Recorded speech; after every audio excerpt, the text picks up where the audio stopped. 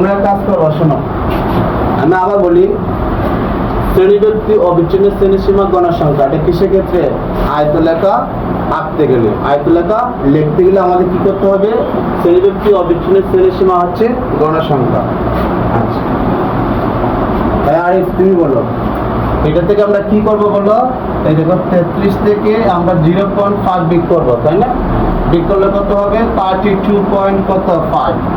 আর এটার সাথে আমরা কি করবো? যোগ করবো। দেখো তো 42 থেকে, দেখো তো 42 এর সাথে আমরা 0.5 যোগ করবো, যোগ করলে হবে 42.5। এই সাইডে সবগুলো সংখ্যা কি হবে?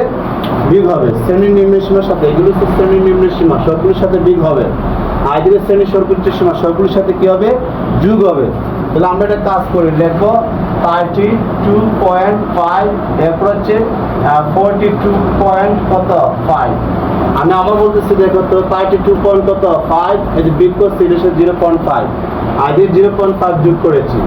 তারপর লিখবো দেখো 42.5, আর এদিকে হবে তোমার 52.5, 52 কত হবে? 5। এইটা আমরা এটা লিখলাম 5। তারপর হচ্ছে এখানে হবে 0.5 বিয়োগ করলে হবে 52.5, আর হচ্ছে 60 কত? 62 কত হবে? 5। তাহলে এখানে বিয়োগ করবো 62.5 আর হচ্ছে 72.5, লেখো। তারপর হচ্ছে 72.5 আর হচ্ছে 82.5। এখানে 82.5 আর 92.5, এটা হচ্ছে অবিচ্ছিন্ন শ্রেণীসীমা। এটা হচ্ছে কি? অবিচ্ছিন্ন শ্রেণীসীমা। এগুলো তোমাদের আয়তলেখা আঁকতে গেলে অবিচ্ছিন্ন শ্রেণীসীমা কিভাবে বাহির করতে হয় সেটা লিখে দিয়েছিল।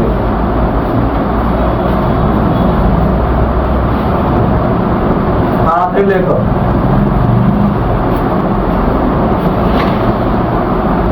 আমি গ্রাফটা তৈরি করি, হ্যাঁ?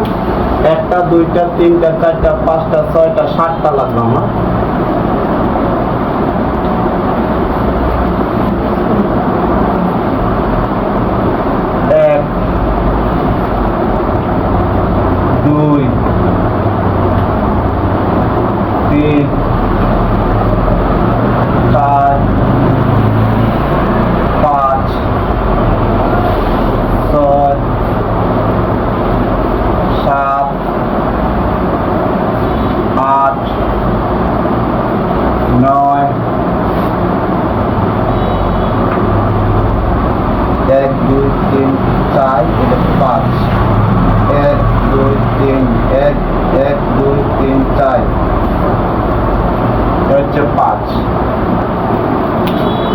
আমি যেটা করবো দেখো তো, 1 2 3 4 5, 1 2 3 4, এটা 5, 1 2 3 4, এটা 5, 1 2 3 4 5, 1 2 3 4 5, 1 2 3 4 5, 1 2 3 4 5, 1 2 3 4 5, 1 2 3 4 5। আমরা দেখো তো প্রথমটা সেট চিহ্ন দিতে পারি, এইভাবে সেট চিহ্ন এইভাবে দিলে হবে, অথবা 5 কাটা দিলে হবে। এই সেট চিহ্ন দিলাম এটা, হ্যাঁ? এই দেখো, এই যে অ, আর এদিকে লিখবো আমরা x, এদিকে লিখবো আমরা y। তাহলে এখানে কি লিখতেছি আমরা? এটা কি লেখা? 32.5। এখানে আমরা এইভাবে লিখতে পারি, 32.5। আমি সোজা করে লিখে দেয়, দেখো 32.5। এইটা আগে বুঝো। আমি ওই এদিক থেকে এদিকে চলে আসবো, এদিক থেকে এদিকে চলে আসবো। 32.5 লিখে 42.5, এটা আমি লিখতেছি, দেখো তো 42.5 এরপরটা হচ্ছে 52 পয়েন্ট কত 5, এরপরটা হচ্ছে 62.5, তাহলে 62 পয়েন্ট কত 5, এরপরটা হচ্ছে 72 পয়েন্ট কত 5, এরপরটা হচ্ছে 82 পয়েন্ট কত 5, এরপরটা হচ্ছে কত 92.5। দেখো শুনে 1 2 3 4 5 6 7, 1 2 3 4 5 6 7 হয়ে গেছে। আচ্ছা এখন সবাই শুনো, কথাটা খেয়াল করে দেখো। এদিকে দেখো, এখান থেকে গড় আছে একটা ঘর, দুইটা ঘর, তিনটা ঘর, চারটা ঘর, পাঁচটা ঘর। কটা ঘর আছে? পাঁচটা। এরকম যে গ্রাফসের মধ্যে পাঁচটা ঘর থাকবে। আবার দেখো, একটা ঘর, দুইটা ঘর, তিনটা ঘর, চারটা ঘর, পাঁচটা ঘর। কটা করে ঘর থাকবে? পাঁচটা। সব দিক দেখো, 1 2 3 4 5, 1 2 3 4 5, 1 2 3 4 5, এরকম ভাবে তুমি গণতে থাকো, দেখবা এই পাঁচটা করে ঘর আছে। কটা করে ঘর আছে? যেমন দেখো, তোমরা খেয়াল করে, এই যে একটা দাগ আছে না, এই যে দাগ আছে না, এই দেখো, তোমরা যদি এইভাবে গণো, এদিকে পাঁচটা ঘর, এদিকে পাঁচটা ঘর, এদিকে পাঁচটা ঘর, এদিকে পাঁচটা ঘর। কটা করে ঘর আছে গো? পাঁচটা করে। আচ্ছা, তোমরা সবাই বলে এখানে শ্রেণী ব্যবধান কত? গণস্থানে দেখো, এই যে এখানে 33 লেখা আছে, 33 34 35 36 37 38 39 40 41 42, 10। এখানে কত শ্রেণী ব্যবধান আছে? 10। তার মানে এখানে শ্রেণী ব্যবধান হচ্ছে 10। এখানে শ্রেণী ব্যবধান কত? শ্রেণীব্যক্তি বা শ্রেণী ব্যবধান হচ্ছে 10। এখানে অবিচ্ছিন্ন শ্রেণী সীমা হচ্ছে কত? 10। এটা আমরা এখানে অবিচ্ছিন্ন শ্রেণী সীমা সংখ্যাগুলো লিখলাম। তার মানে এখানে প্রতি দেখো তো, এই যে এই সীমানার মধ্যে আছে কত করে ব্যবধান? 10 করে আছে। 2 না, 10 করে আছে। কত করে আছে? এই সীমানাটার মধ্যে কত করে আছে? 10। এখানে 10 ব্যবধান। কত ব্যবধান? 10। এই 10কে যদি তারা 5 করে ভাগ করে নেয়, এই 10কে যদি তারা 5 করে ভাগ করে নেয়, জনে কত করে পাবে? জনে 2 করে পাবে। জনে কত করে পাবে? 2 করে পাবে। এখানে এই যে একটা সীমানা, এই যে একটা সীমানার ভিতরে 5টা ঘর আছে। তার এখানে শ্রেণী ব্যবধান কত আছে? 10। এই 10কে তারা 5 করে ভাগ করলে কত করে পাবে? 2 করে পাবে। তাহলে আমরা কি করব? প্রত্যেকে যে কাজটা করব, এখানে 10কে 2 এই 5 দিয়ে ভাগ করলে 2 করে হয়ে যাবে। তাহলে এখানে এক ঘর সমান অবিচ্ছিন্ন শ্রেণী সীমা হবে কত? 2 একক। ঠিক আছে, এখানে দেখো তো, এক ঘর সমান কত হবে? অবিচ্ছিন্ন শ্রেণী সীমা হবে 2 একক। গণসংখ্যা সর্বোচ্চ কত আছে? 10। কত পর্যন্ত আছে? 10 পর্যন্ত আছে। তাহলে আমরা এক কাজ করি, এখানে যে 5 লিখি আর এখানে যে 10 লিখি। কোন তুমি বলো তো দেখি, এই যে এদিকে তা করি মা, এখানে কি লিখছে দেখো, 5 না? এই 5কে যদি তারা এই 5কে যদি 5 করে ভাগ করানোর জন্য কত করে পাবে? কেউ বলতে পারবা? 1 করে পাবে। এই 5কে যদি 5 করে ভাগ করানোর জন্য কত করে পাবে? 1 করে পাবে। এই 5 ঘরকে যদি জন্য কত করে ভাগ করে নেয়? 5 ঘরে যদি ভাগ করে নেয় 1 করে পাবে।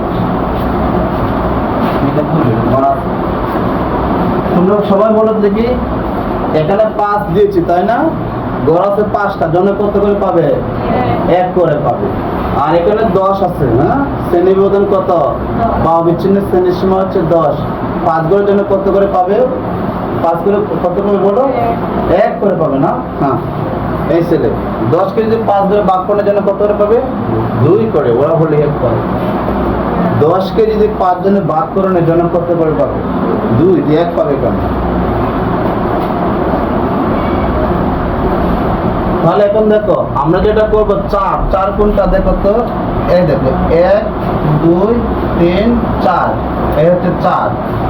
আমরা এই 4 এইভাবে দিব। এই দেখো 4, খেয়াল করে দেখো তো, এই যে 4, হ্যাঁ, এই যে 4, এই হচ্ছে 4। এরপরে কত? 7।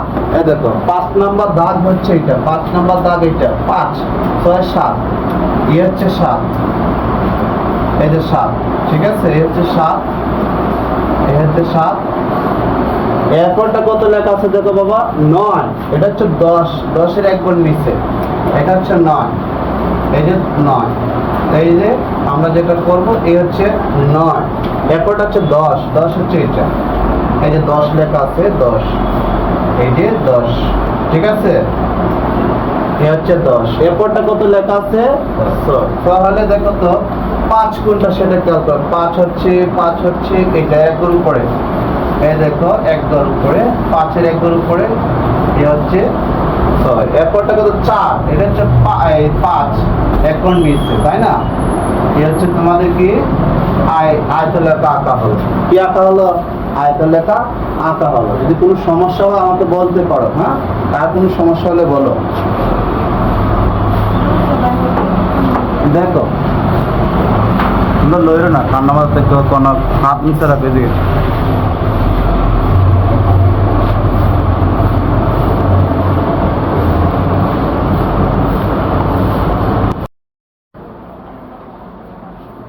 বর্ণনা লেখো। চক কাগজে এক অক্ষ বরাবর লেখো বর্ণনা। এই যে আমরা লিখব চক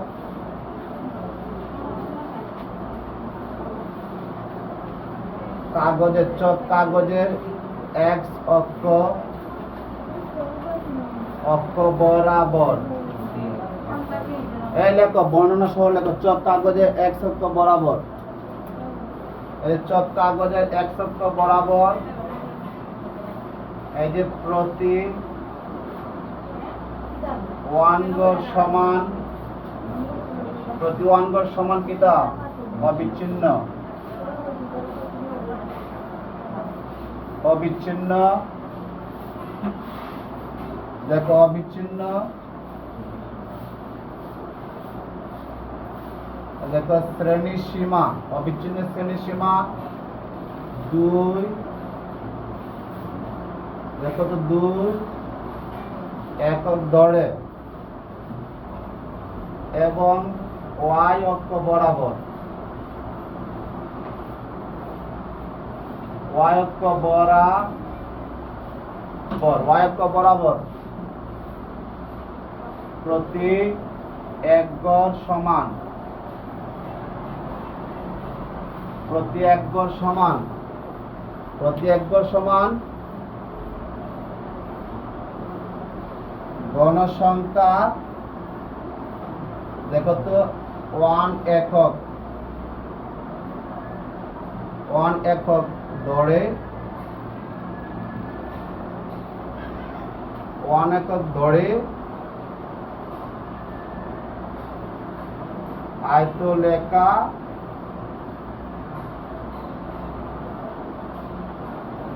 আঁকা হলো।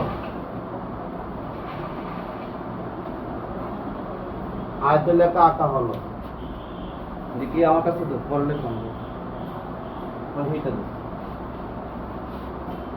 কারণ বর্ণনাটা লিখে দেবো। দেখো চক কাগজের এক অক্ষ বরাবর প্রতি ওয়ান গড় সমান অবিচ্ছিন্ন শ্রেণী সীমা 2 একক দড়ে এবং অক্ষ বরাবর প্রতি ওয়ান গড় সমান গণসংখ্যা 1 একক দড়ে আয়তলেখা আঁকা হলো। কি আঁকা হলো? আয়তলেখা আঁকা হলো। এখন আমরা যদি কি যেন বলা হয়, বহুভুজ আঁকি, তখন কি করবো সেটা আমরা আঁকতেছি। এখন বহুভুজ আঁকতে গেলে শ্রেণীর মধ্যমান লাগবে। কি লাগবে? শ্রেণীর মধ্যমান।